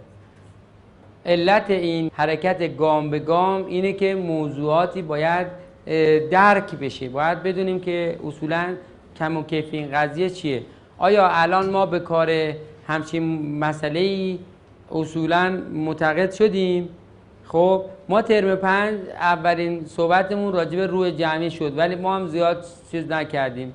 و گفتیم بگذاریم و میدونستیم که دوستانمون هم زیاد جدی اینو نمیگیرن اونجور که باید شاید، چون حالا دوستان کار کردن ولی اهمیت این موضوع اونقدر بالاست که اون چیزی رو که ما انجام دادیم که دستتون هم درد نکنه توجه میکنید اهمیت این موضوع خیلی زیاده. یعنی نسبت به اهمیتی که موضوع داره در واقع ما یک بخش کوچکشو، ولی در آینده اصلا اساس کار موضوع این قضیه است و در واقع تحولات بزرگی که بشر در پیش داره با همونه که ان الله لا یغیر ما بقوم حتی یغیروا ما بانفسهم. یعنی میرسیم به ادراک همین مسئله میرسیم و بحث اینجا قوم و بحث جمع و موضوع اینجاست که شاید فکر میکنیم که باید انفرادی گفته بشه، خب و اینکه خودتو عوض کنی عوض میشه، اما موضوع اینجاست که اتفاقا در اینجا جالب این آیه اینه که صحبت از قوم میکنه، صحبت از جمع میکنه و صحبت از یه ماجرایی که مثل این که نمیدونم حالا سرنوشت و به اون معنا نه، ولی یه بازتابه که میگن سرنوشت سازه، خب سرنوشت ساز باشه. اتفاقا این اکید روی مسئله داره و در واقع اینجا میخوایم به اون مطلب و به اون مسئله برسیم که مربوط به جمعه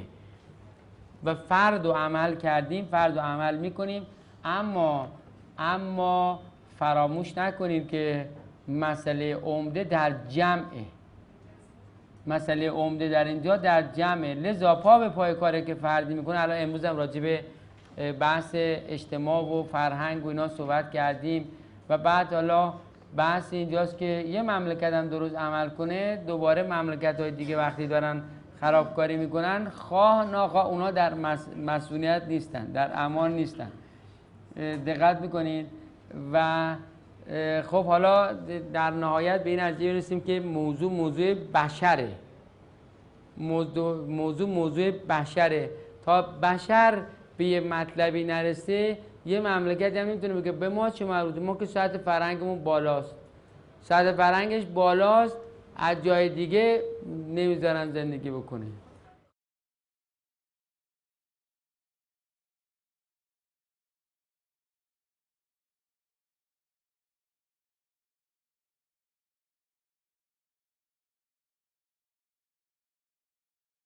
موضوع بشره. تا بشر به یه مطلبی نرسه یه مملکت هم نمیتونه بگه به ما چه مربوطه، ما که سطح فرهنگمون بالاست، سطح فرهنگش بالاست، از جای دیگه نمیذارن زندگی بکنه.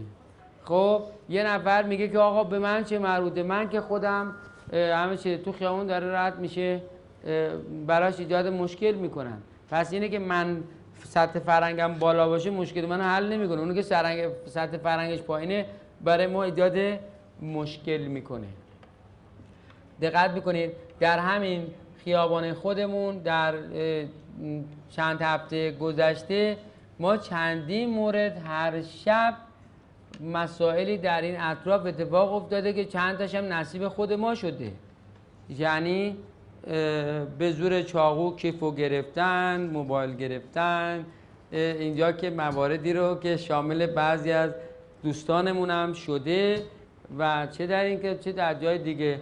خب یعنی یه منطقه سطح بالایی مثل فرضاً اینجا این منطقه که ما توش هستیم در واقع این جرایم حالا از چقدر جرایم دیگه در همین جا اتفاق افتاده ما خبر نداریم، نمیدونیم و حالا بگیم که ما متعالی هستیم، ما خب جلومون رو میگیرن تعالیم، خب کیفمون رو میگیرن، تعالیمون هم میگیرن، همه رو برمی دارن میبرن.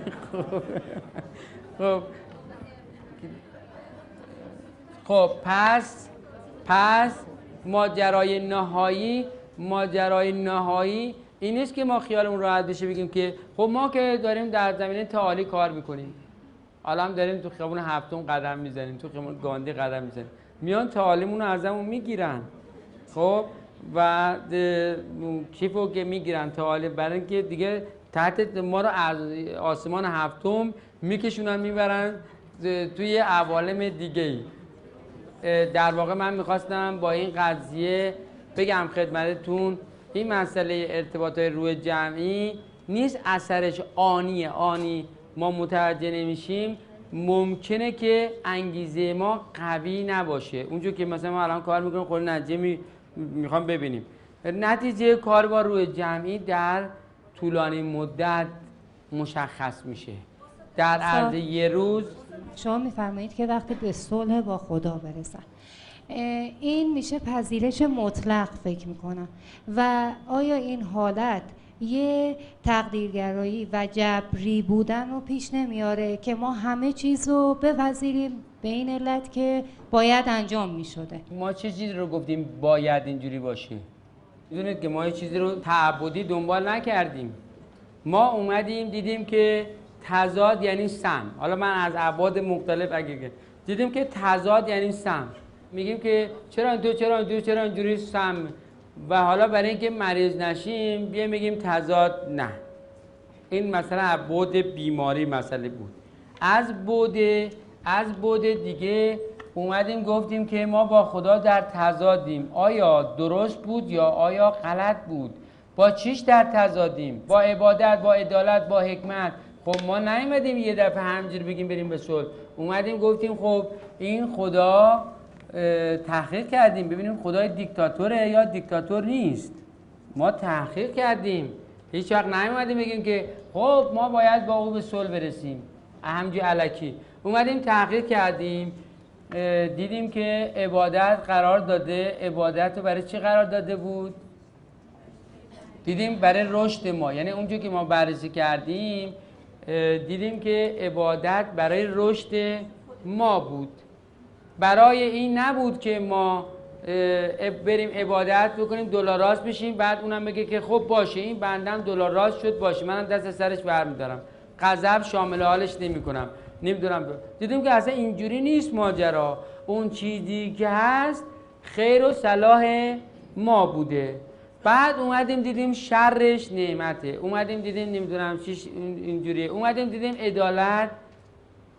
خب مشکل داشتیم دیگه، خدا چرا اینجوری، خدا چرا اونجوری. اومدیم دیدیم نه بابا اینم یک ماجرای دیگه داره. اومدیم سر حکمت دیدیم بابا اینم یک قضیه دیگه‌ایه.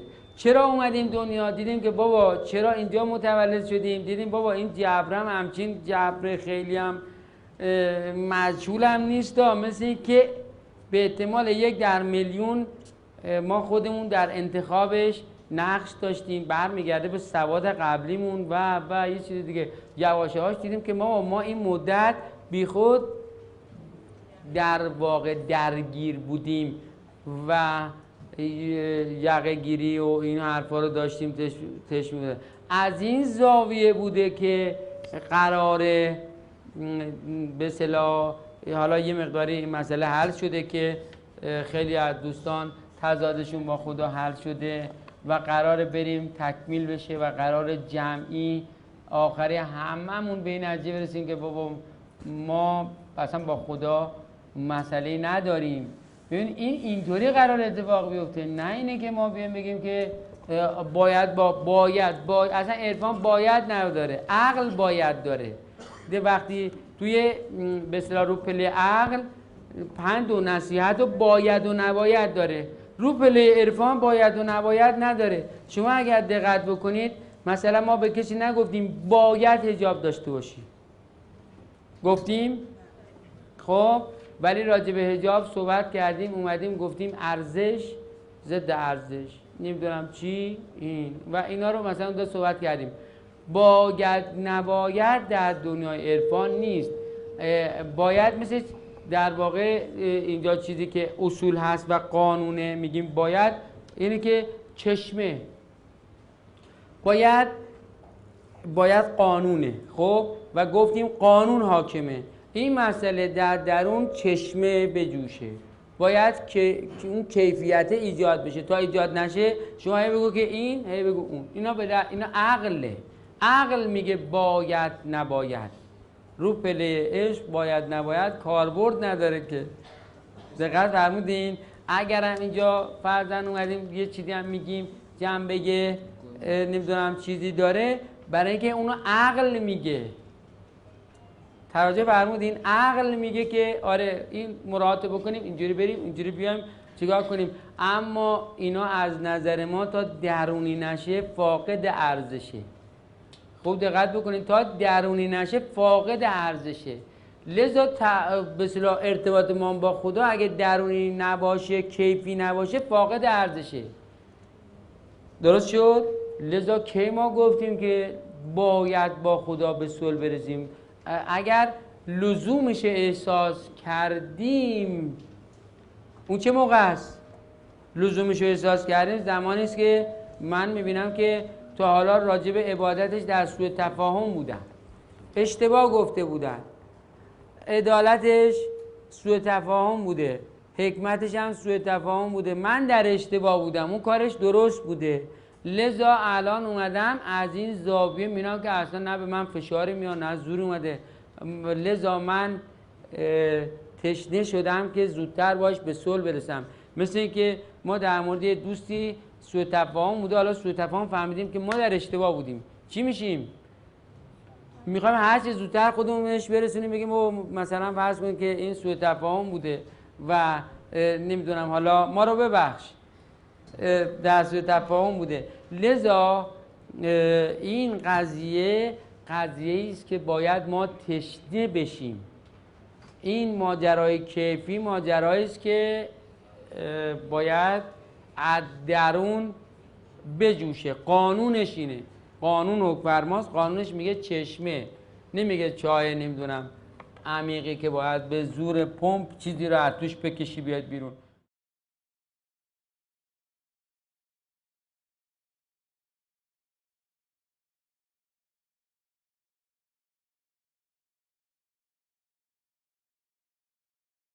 من که میدونم و در جمع هم دیدم، در این سالام دیدم که وقتی ما یا افراد تضادشون با خدا در زمینه عبادت، عدالت، حکمت، این چیزا حل شده، هی نزدیکتر شدن. من فقط میدونم که این اشکالات برطرف شده و این نزدیکی صورت گرفته. فقط یک مسئله است که ممکنه این قضیه رو پیش بیاره، همین بحث باید نباید. و ما فراموش میکنیم که رو پله عقل میدونیم که مثلا حجاب رو باید رعایت کنیم، این پله عقله. عقل میگه که اینو حفظ کن، اما فرد توجیه نیست، میاد رو پله کیفیت. فرد داره این کارو میکنه ولی توجیه نیست، ولی نمیدونه چرا باید این ارزش حفظ بشه. این میشه یه قضیه‌ای که وقتی ما میم روی این پله نمیتونیم بگیم و این ممکنه بعضی ها براشون سوء تفاهم بشه که مثلا ما حجاب رو آزاد مثلا تلقیش میکنیم. مثلا رو پله عقل و احکام میگه حق الصلات، اینو مقیمشو تموم شد دیگه، اما و اگر و ولی و این حرفا رو نداره دیگه. بیایم بگیم که بخونیم بریم بیایم نیایم، پس اونجا حرف آخر رو چیکار کرده؟ زده. ولی وقتی میام رو کیفیت ما نمیگیم باید. میدونید اشکال اینجا ممکنه پیش بیاد. اینجا ممکنه بعضیا مثلا بگن که چرا شما نمیگید باید؟ ما این مسئله شده چرا نمیگید باید؟ و ما نمیتونیم این دو کلمه رو در واقع تفهیم کنیم. اون گفته باید کافیه دیگه، یک باید کافیه. اما وقتی میایم اینجا ما چیکار میکنیم؟ میخوایم اون توجیه بشه که چرا باید. اون دستورش رو صادر میکنه، ما توجیهش رو صادر میکنیم، ما کیفیتش رو ما ایجاد کیفیت میکنیم.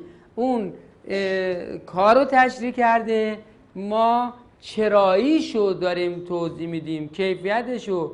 من شخصا معتقدم که ما اون چیز کیفی رو اون وقت توجیه، کاری که براش توجیه نداشته باشیم کاری که ندونیم چرا میخوایم انجام بدیم، کاری که خب همین میشه که انسانو حریص و مامن همینو 4 روز میاد دنبال جبران میکنه، بعد زده میشه، بعد میگه عجب خدایی چرا اینا رو هم خواسته، حالا نمیشد که فلان، بعدم تا این دارم میگه دوباره ترس برش میداره که الان غضب آسمون، الان از کجا یه صاعقه تو ملاجم فرود میاد. خب این ارزش نداره، ارزش کیفی قضیه اینجا وجود نداره. اون کجا که با عشق بیاد، اون کجا که از ترس بیاد، اینا فرق نمیکنه. خب بنابراین بعضی از دوستان ممکنه در توجیه این مسئله پله عشق نباشن که متاسفانه همینطوره و متاسفانه خیلی هم سوء تفاهم ایجاد شده. مثلا فرض کنید که ما روی همین پله راجع به نفس صحبت کردیم، میگیم بابا اشکال مسئله خوردن نیست، اشکال مسئله نمیدونم حالا همه این حرفا که دیگه توضیح دادیم تکرار نکنیم نیست. اشکال در اینجاست. یکی میره بیرون میگه خب خوبه دیگه. خب آیا حرف ما این بوده؟ ما اینو خواستیم بگیم؟ یکی بیرون میگه خب خوبه دیگه. میدونیم از چی میمونه؟ عیسی مسیح علیه السلام حالا در اون بحث کل این تعلیم و در خصوصا گفته‌های پولس رسول این مسئله است که در اونجا نقل میشه، چون شریعت موسی خیلی شریعت سخت و سنگینی بوده، مثل حلال و حرام و نمیدونم رعایت‌های مختلف و تقریباً بچه اشتراک زیادی هم با احکام خودمون هست، از نظر نماز، از نظر طواف، از نظر نمیدونم مسجد، یعنی همون خیمه خدایی که اونجا مطرح شده و از همه نقطه نظرها تقریباً بچه اشتراک بسیار زیاد، منتها خیلی سخت و سنگین و با رعایت مقررات اینا. عیسی مسیح علیه السلام اونجا در به اصطلاح تعالیم و در این قضایاش و از جمله پولس رسول هم تکمیل کردیم مسئله رو، گفت دیدید اون احکام سخت نتونست شما رو نجات بده؟ خب راه نجات 2 کلمه است: فرزند گم شده به خانه پدر برگرد. خب انجیل یعنی خبر خوش، به زبان عبری یعنی خبر خوش. خبر خوش این بود فرزند گم شده به خانه پدر برگرد. قبلا راجع به بحث خانه پدر و چرا اصولا در اونجا این شد پسر و پدر و پسر و اینا، این حرفا پیش اومد، چرا اینو گفتن، چرا این مسئله پیش اومد. میدونید ایده این حرفا رو اون وقت چجوری چیز کردن؟ گفتن خب دیگه پس اگه اینجوریه باشه، خیلی چقدر حرف قشنگیه، ما خونه پدر فعلا این حلال و حرام، این مثلا شراب و غیر و اینا رو که خب پس اشکالی در اینا نیست، ما اینا رو میخوریم تا حالا سر فرصت یه سری هم خونه پدر بزنیم. بعد مشغول شدن به بحث شراب و اینا و نمیدونم بعضی ها میگن که نمیدونم اقلیت های مذهبی اینا محدودیتی در مسئله مصرف مشروبات الکلی ندارن، در حالی که اینطور نیست. مسیحی های ایماندار بسیار سفت و سخت‌تر از ما مسلمان ها دور این قضایا رو خط کشیدن، اونایی که فهمیدن عیسی مسیح علیه السلام چی گفته. لذا ما یه مشکلی داریم اینجا که دوستان یادشون میره که ما رو پله‌ای هستیم که نمیتونیم باید نباید استفاده بکنیم. ما صرفاً روی این پله میتونیم ایجاد کیفیت بکنیم، مجاز به پند و نصیحت نیستیم. رو پله عشق یادمون نره، رو پله عشق میخواد اون پند و نصیحت ها رو ما شنیدیم، داریم، هممون بلدیمش دیگه. اینجا چه حرف جدیدی نیست اگه بگیم که نمیدونم دزدی نکنیم. اما چرا دزدی نکنیم؟ کار اینجاست. غیبت نکنیم، خب اینو هممون میدونیم، اما چرا غیبت نکنیم؟ کار اینجاست. یعنی احکام خب در عرفان، اخلاق در الان دیدین که چقدر موضوع داشتیم، موضوع اخلاق و احکام در عرفان اون یک بخششو انجام میده. در دنیای عرفان یک کار دیگه باید بکنیم. چرا نباید غیبت بکنیم؟ نه با حرف، خب چون اونا میگن که بله نمیدونم فلان غیبت کردن مثل اینه که گوشت تنه نمیدونم برادر و خواهر مسلمان تو داره میجوی فلان، خب همین دارم شنیدیم، ولی مسئله حل شده؟ حل نشده. اون میبایستی رو پله عقل حکم صادر کنه علت رو بگه، ولی دیگه از اینجا به بعدش احتیاج به ادراک داره، نیاز به ادراک و اشراق داره که روشن بشه فرد. چرا؟ خب این میاد روی یه پله دیگه این قرار میگیره. توجه میکنیم. من خواهش میکنم دوستان این مسئله رو توجه کامل و کافی داشته باشن. ما بعضی موقع یه حرفای میشنویم که خودمون پامون میچسبه زمین و نمیدونیم چی کار بکنیم. حقیقتا علی رغم همه این توضیحاتی که ما داریم میدیم، در واقع برداشت های رو پله عقل میگن خب خوبه دیگه. خب در حالی که اصلا ما یه حرف دیگه زدیم، یه صحبت دیگه کردیم و برداشت به علت همین بخش نیست. بعضی از دوستان حالا در طی سالها بعضا به اصطلاح این صحبت پیش اومده که شما این بالا باید با قاطعیت بگید که مثلا باید نماز بخونید. یعنی یکی از بحثا اینجا بوده و منم یه لبخندی زدم و حالا سعی کردم این توضیح رو بدم، ولی در واقع توی توضیحات ما اگر دوستان عزیز توجه کرده باشند اینها مستتره. اگر ما این کارو بکنیم نقض پله عقل رو کردیم، چون یه موضوعی که تو همه میدونن، مطالبی که دوستان اینجا دنبال میکنن فرض بر اینه که همه احکام رو میدونن. همه کسی نیومد اینجا درس احکام بگیره. اصلا درس احکام هم مثلا بنده صلاحیت اصلا ندارم راجبش صحبت بکنم.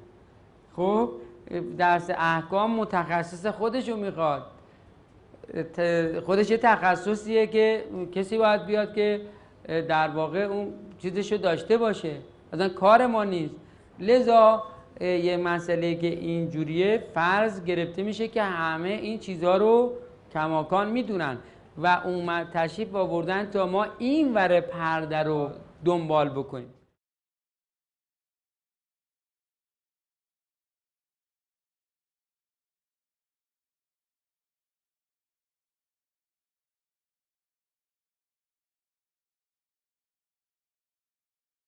ارتباط روی جمعی، کنترل تشعشع منفی، مثل همین بحث نفرینی که اینجا بود، مفهومش اینه که خدایا بشر رو از شر نفرین نجات بده، بار نفرین رو از روی ما بردار. میگن انسان نفرین کرده، بشر نفرین شده. بشر نفرین شده چیه؟ بشری است که من در به اصطلاح زیر بار نفرین شما زیر بار نفرین ایشونید، ایشون زیر نفرین اونه، اون هممون اینجا زیر بار سنگین نفرین قرار داریم. یکی از مهمترین ادراکاتی که در دنیای عرفان اصولاً باش برمیخوریم آشتی و درک مرگ به طریق ادراکی مسئله و در این ارتباط نوعی جدا شدن. این به معنای مثلا پرواز روح و اینا نیست، یه جدا شدنی است که چه حالتی دست میده، یه برگشته که چه حالتی دست میده. چند نفر اینو داشتن؟ خب یه جدا شدنی است که بسیار شیرینه و این ما رو به این ادراک میرسونه که در واقع مرگ یک پدیده است بسیار بسیار بسیار شیرین و شما از هیچ توی تجربه تشخیص دفاعی هم از هیچ کاربرد ذهنی نشنیدین که بگن علیرغم مرگ تو انفجار بوده، تو آتش سوزی بوده، تو چه سانحه بوده، از هیچ کدوم نشنیدید و نمیتونید بشنوید که بگن ما مرگ دردناکی داشتیم و وای چه لحظه بود و اصلا همچین چیزی نداریم. لذا یه مرگ یکی از شیرین ترین تجاربی است که در واقع این جدا شدن بسیار بسیار لذت بخشه. البته حالا یکی ممکنه بگه شما که نمردی که اینو میگی، ولی ما این بحث این تجربه کمک کرده. ما از طریق این تجربه یک و دو از طریق تجربه همین موجودات غیر ارگانیک کاربرد ذهنی، از این دو تا تجربه متوجه شدیم که نه مرگ خیلی شیرینه، اما وقتی برگشت صورت میگیره بسیار سخته، بسیار تلخه. و بحث فشار قبر که صحبت هست برای همه نیست، برای اونهایی است که وابسته به جسمشون هستن، وابسته به زندگیان، میره میخواد برگرده جسم رو دوباره به حرکت واداره و وابستگیش به زنده بودن اونقدر شدیده که دست از این جسم بر نمیداره، دوباره میخواد بیاد توش تکونش بده و این یکی از تلخترین و سختترین حالت هاست. حالا البته اونطور که تجربه کردیم بازم بریم داخلش ببینیم که این مسئله رو از اون هاست که دست از سرش ور نمیداریم، یعنی انقدر دنبالش میکنیم تا این ادراک رو برای ما تکمیل بکنه که از اون هاست که ولش نمی کنیم. ولی یک بار تجربه کردیم دیگه کاملا مسئله حل میشه. حالا این قراره به یکی از بزرگترین مشکلات ما و تضادهای ما خاتمه بده در آینده، چون یکی از تضاد با خودمون که داریم بحث ترس از مرگ ماست که حرکت رو از ما چیکار میکنه؟ میگیره، تعالی رو میگیره. یعنی هر چقدر بریم بالا تا زمانی که از مرگ میترسیم مشکل داریم. و بعد یک مسئله دیگه، یه تستی که داریم، تست ترس از مرگ. تا زمانی که از مرگ میترسیم حتما و به احتمال زیاد زیر علم شبکه منفی هستیم، اصلا ردخور نداره. حالا هر چقدر نمیدونم چی کار کنیم، بیسار کنیم، بمان کنیم، ال کنیم، بل کنیم، تا زمانی که ترس از مرگ وجود داره این زیر شبکه منفی است. و میدونید در دنیای عرفان همونطور گفتیم زیر شبکه مثبت عشق بازی است. خرم آن روز که از این منزل ویران بروم. عشق بازی است، یعنی اینجاست. این یک نمود بسیار عملی است، یه تست سریعه. یعنی یه لحظه است، یه لحظه چشم بندی میفهمی این وری یا اون وری. اشتباه هم توش نیست. امکان نداره کسی با خدا رفیق باشه، خب با یار دیگه، میگن آقا دیدار یار دیگه، لقاء. امکان نداره کسی با خدا میونش خوب باشه بعد بگه من از مرگ میترسم. و حالا شما میتونید این تست رو در اقشار مختلف این تست رو داشته باشین. حالا تو بخشی که کمک میکنه بخش اینه که تضاد با خدا که خب مسائلشو داره میره جلو، خیلی سریع انشاءالله دیگه جنبندی نهاییشو خواهیم داشت و برامون ملموس میشه. یعنی ملموس اینه که ببینیم که اگر صحبت شد صلح با خدا واقعا نه تظاهر، چون ما که اینجا نیازی نداریم برای همدیگه تظاهر کنیم. دنیای عرفان این نیست که بگین که ببینین من تضادم با خدا هر شده، میگن خب هر شده مبارکت باشه. دقت میکنین این چیز اینجا چیزی نداره. بنابراین وقتی میرسیم تضاد با خود، تضاد با هستی، به مسئله مرگ برمیخوریم و الان با خودمون در تضاد هستیم. یه پامون داره میره، یه پامون نمیره. میدونید این در واقع ما رو دوچار چی میکنه؟ تزلزل میکنه. ما داریم واقعیتش که به سمت مرگ میریم، با هر نفس 1000 بار به سوی مرگ دویدیم. خب حتی خود تولد آغاز راه مرگه، با هر نفس 1000 بار به سوی مرگ دویدیم. آدم چقدر حقیقی. و ماجرا اینه که آیا این داره میریم ولی متزلزل داریم میریم، یعنی داریم میریم، یعنی نمیتونیم نریم، ولی این رفتن ما به درد نمیخوره چون که متزلزلیم، تزلزل داریم. لذا تضاد با خود اینجا آشکاره. یه پام میخواد بره، یه پام نمیره. این تضاد با خوده و این یواش یواش وقتشه که چون اون اولی میخواد به سرانجامی برسه، حرفای بعدی رو هم در واقع داشته باشیم که مقدمش رو اینجا چیده میشه تا این تزلزل هم در واقع چی بشه؟ این تزلزل هم از بین بره.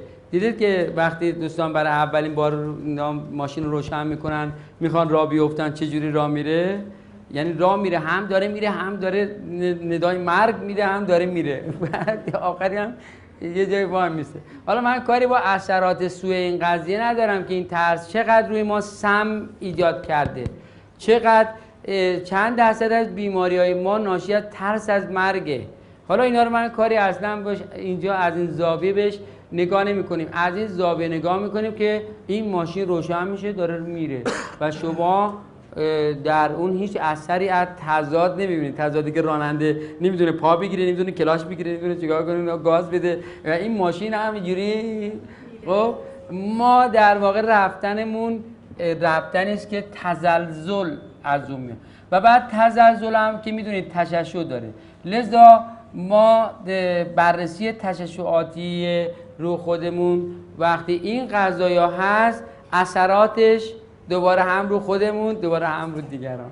در مورد 5 ببینید این حلقه‌ای بود که میخواد اطلاعات کلی 7 آسمان رو برای ما چیکار بکنه؟ باز بکنه. ما ادراک 7 آسمان، درک 7 آسمان رو قرار بود توش. حالا نمیدونن دوستان تو این ارتباط دریافت داشتن؟ دوستان دستشون رو بلند کنن، دوستانی که دریافت داشتن.